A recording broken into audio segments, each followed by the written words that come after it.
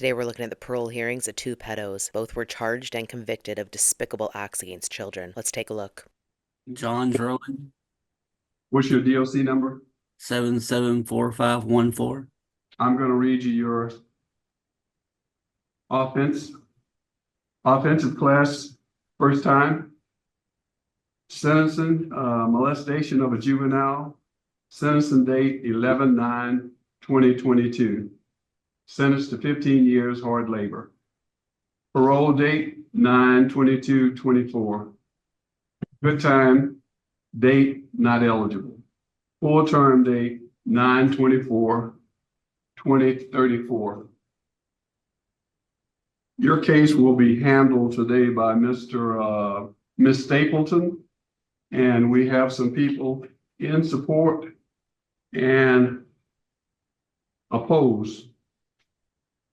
In support of you, we have Charles McGraves, father, your father, and Angela McGraves, mother. And also we have in opposition is Brianna Racky. Is that correct? And Janice Racky. Your case today will be handled by Ms. Stapleton. We're going to hear from Mr. Charles. Can you hear us? Hear me, sir? Can you hear us? Can you hear me? Hello? Yeah. Yes, we can hear you. Yes. Yeah, I can hear you, sir. You can hear me. Oh, okay, we can hear you. Go ahead and make your statement, please. My name is Charles Musgrave. I'm the stepfather of John Rowan. He has been a hard worker since I've known him, since I married his mom. He has been not much any trouble per se until this incident. But as of right now, he's got a job lined up waiting for him. He has a home here where he'll be living. Excuse me. Everything else he's been a fine, hardworking young man. And right now, we're ready for him to come home because of our situation at home. We're ready for him to come back to the house. Thank you so much. I'm sorry, sir. Go ahead. You finished? I thought you were finished. Yeah, I'm about as done. That's all I can think of right now. But we're ready for him to come home. And Thank you so much.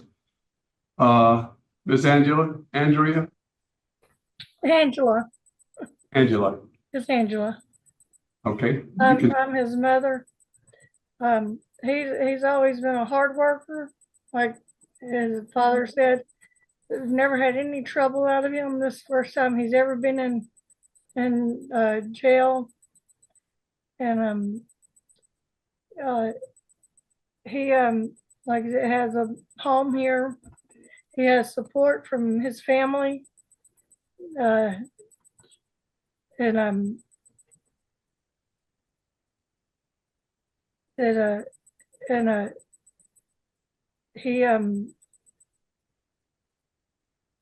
he's always helped people. He's helped the wrong people. He's gotten with the wrong people, wrong crowd, and that's what messed him up. And so he ain't gonna get back in around them. And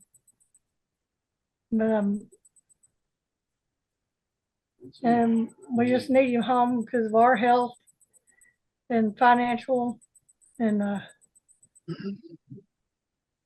so Thank you. that's about it. thank you. Thank you so much. Now we'll hear from Miss Brianna. Are you there? Yes, sir. You may speak. Yes, sir. Just tell me you had something written and that you wanted to read it to I him, baby. have something written and I want to read it to y'all. Sure, go ahead. I was sexually promiscuous at a young age, and that affected me later on in life. I was more curious about sex than I was supposed to. I should have been worried about sex. I should have been worried about other things like my schoolwork. I'm scared of all men. I'm scared to go out the house. I'm scared that men look at me in a weird way. Every morning I wake up scared with my stomach hurting. No matter how many times I wash my body, I can never get the feeling of his hands off of me. I think to myself, why would he touch a little girl and ruin her mental health? Every day I think of ways I could have stopped it quicker and been braver. I have went to multiple counseling sessions to help me get over what he did, but it never helps. If he is released, I feel like he should do meetings, restitution, and programs. I believe people like him don't change. Thank you so much. Thank you. The mother? Yes. I do not believe he should be released. His family manipulated tactically and efficiently to molest my child and my sister's 2 children. His mother and sister work at a daycare. That is how they groomed and picked my children. And all the while, his parents knew what was going on and just shined a blind eye to it. This is not like I have a picture. This is a 6-year-old child. She's sitting in front of you as a 16-year-old today, but this is the age she was when he molested and assaulted her. He is not well. He is not recoverable. And no, he should not be out. I'm sorry his family misses him, but I miss the potential and the what if my child could have been if he wouldn't have took that from her. Absolutely not. Thank you. Thank you. Thank you so much.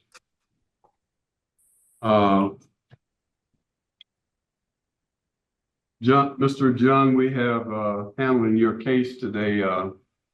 Ms. Stapleton, would you like to make a statement before she starts?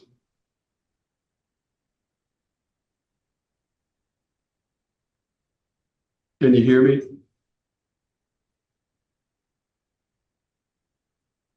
Can you check to see?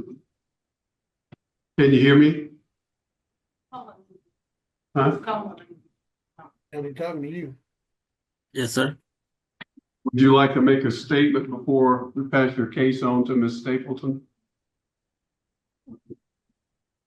I'd like to apologize to the community and anyone I've ever hurt mentally, physically, or emotionally. I've been working on trying to get into rehab classes, but they told me I can't because I'm under Act 1209. But I am on the list for Steve Hull. Now they're awaiting the results of my hearing so that I can get into that class and continue my rehabilitation. And I apologize once again to the community and everyone I've hurt.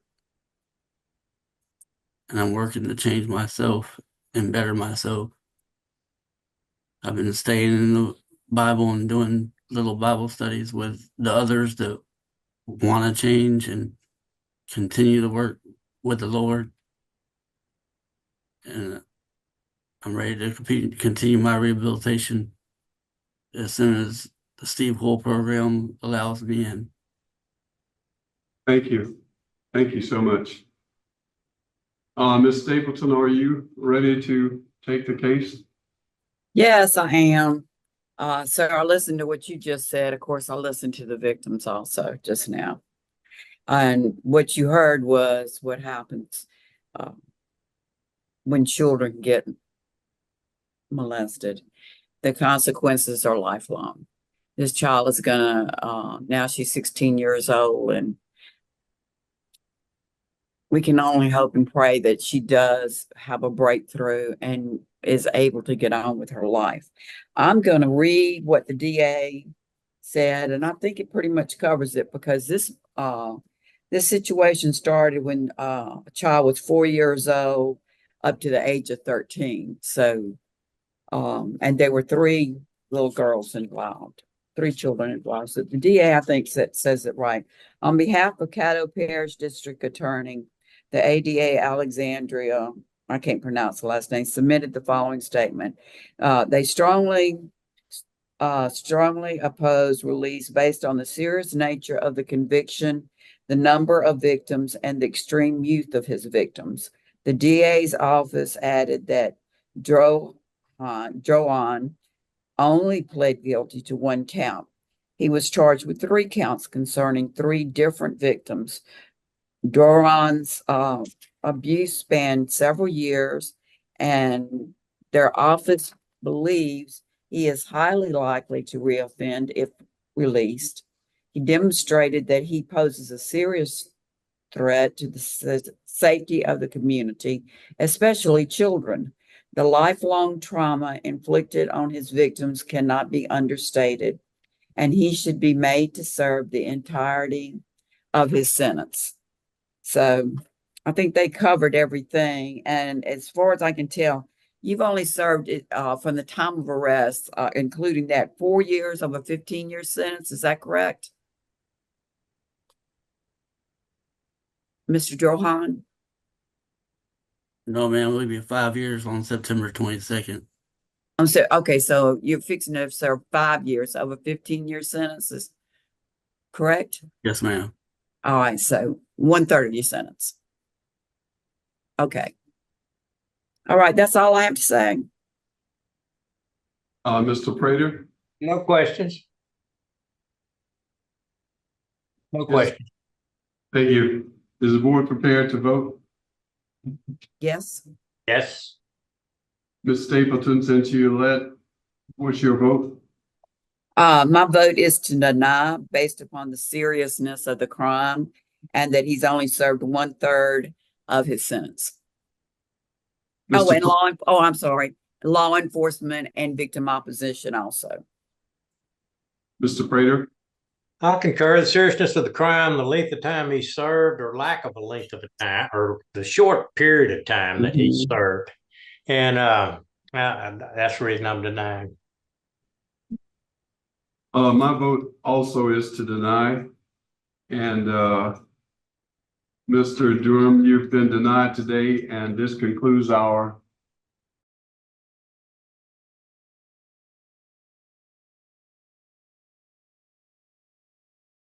I'm gonna read the offenses that we have on you today. Sexual battery, cruelty to a juvenile, indecent behavior with a juvenile.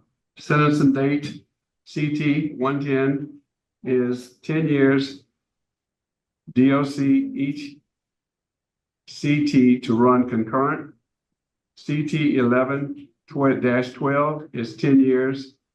DOC each count to run concurrent. CT 13 is 5 years. DOC to run concurrent. Parole date is 5/28/24. Good time, not eligible. Full-time date is 3/25/2027. Mr. Prater will be handling your case today. And we have some oppositions that will speak victims. The victim and the victim's boyfriend. Would you state your name, please? Janae Dunn. Janae Dunn. And the boyfriend? Damian Warner. Damian Warner. Thank you. Mr. Prater, you may begin. Hey, Mr. Mitchell, I got just a couple of questions to ask you. What did you plead to on this? What do I plead to? Yes, what did you plead to? I think I pleaded not guilty. To what? To common knowledge and the rest of those charges. Oh, well, I mean, isn't it true that you pled to one charge, indecent behavior with a juvenile, so that they would reduce the other charges or dismiss the other charges? Is that not correct?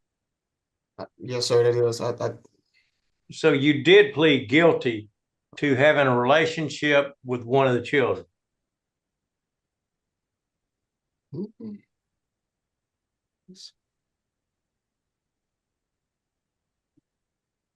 You are Terry Mitchell, right? Yes, sir. Okay. And you were charged with 10 counts of sexual battery, 2 counts of cruelty to a juvenile, and 1 count of indecent behavior with a juvenile. Is that not what you were charged with? Yes, sir. Okay. And did you not plead guilty to those? Yes, sir. Okay. So everything else was dismissed and you pled guilty to those. Yes, sir. Okay, that's where I'm getting at. And you were sentenced, if you added all those up, you were sentenced to how many years? 15. Well, you got 10 counts of 1 and you got 10 years on each count. So that would have been 100 years if you had to serve them, but they were consecutive. Okay, and then the next one was 2 counts at 10 years each, and that was consecutive also. So if you had to add all those together, it would have been much more than that. But they did run, concurrent. They did run concurrent.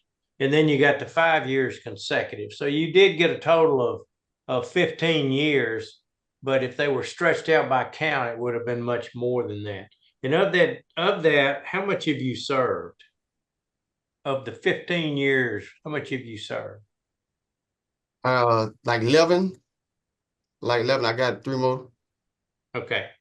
And so having taken a reduced plea, having done something so serious as this with 2 children, why do you think you are entitled to get out early? Well, to be honest with you, I believe that what I did was very stupid and wouldn't have thought about doing any of that. You know what I'm saying? But I have learned and tried to better myself as I was up in here to become a better person so I can be out there. Okay, I'm not going to re-victimize the victim by getting you to go over details. And just because they'd be very interesting to somebody that doesn't have to deal with this stuff every day, it might be interesting, but it's also very painful. And so we're not going to go back through that. So having said that, I don't have any other questions. Thank you. So Stapleton, do you have any questions? No, I mean, I concur with Mr. Prater that he would have served if he'd gotten all 125 years, and we're talking 15 years now. And I agree too that it was a heinous crime, and I feel really sorry for the victim in this case. That's all I've got to say. Thank you. Mr. Mitchell, have you taken any classes since you've been incarcerated? Yes, sir. I have took some in LaSalle. I have took numbers of some of them in LaSalle, and I have a paper right here that says understanding, reducing anger and feelings. Did you take any sexual abuse classes? I'm not sure. I'm not sure, but I know I have took several of those phases 1 and 2, anger management, and the one I just read to you and a few others. I was going into, before I was going to, I had 2 more classes to go to before they shut the cell, the jail down to be turned to ICE camp. Okay, so in this 11 years you've been there, you've taken about 2 classes, 3 classes maybe? A total of 4, yes, sir. Well, you've taken 4. Okay, I have no more questions. We have today, speaking in opposition is, Ms. Dunn. I came today because I don't feel that he should be released early. This situation has caused a lot of trauma for me, mentally, physically, and emotionally. And as far as physically, because of the incident, I have problems getting pregnant. So it's really hard when I kind of start a family that I have this issue because of this, and I'm trying to start a family and I really can't, and it just brings me back up that this has happened to me, and I can't really go forward with what I want to do in life. I started taking therapy at an early age, and I developed a lot of severe depression phases where I would just do a lot of self-harming. I have grown beyond that, but with the case coming up and me being notified about it, it has brought a lot of trauma back up and bad memories, things that I pushed to the back of my mind. It caused a strain on the relationship that I had with my mother because of it. We don't actually talk as much, don't communicate as well as we should because of the situation.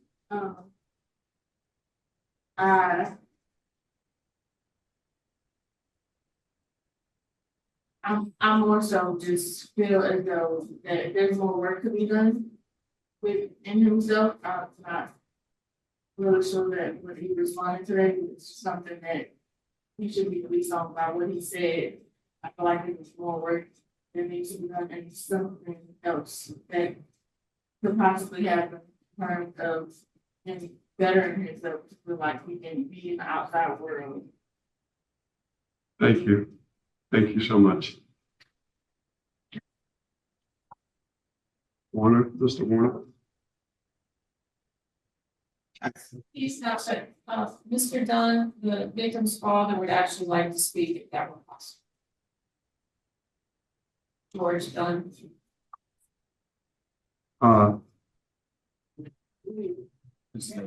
Okay, okay.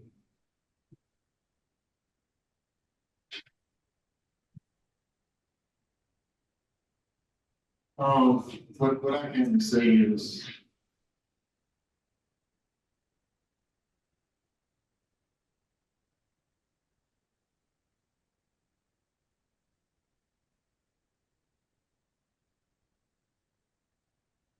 every day as a father, I have to try to be protective of every child around me because of the situation. I have to try to every little kid that's around because I'm scared that somebody like this down here causing harm to them.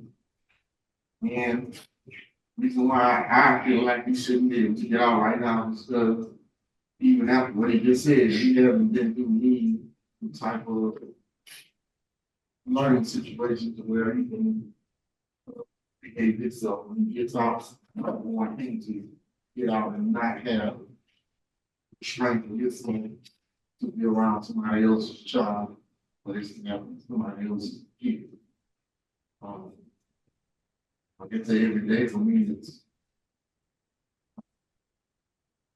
trying to be protective of kids to make sure they don't have to deal with it. Thank you.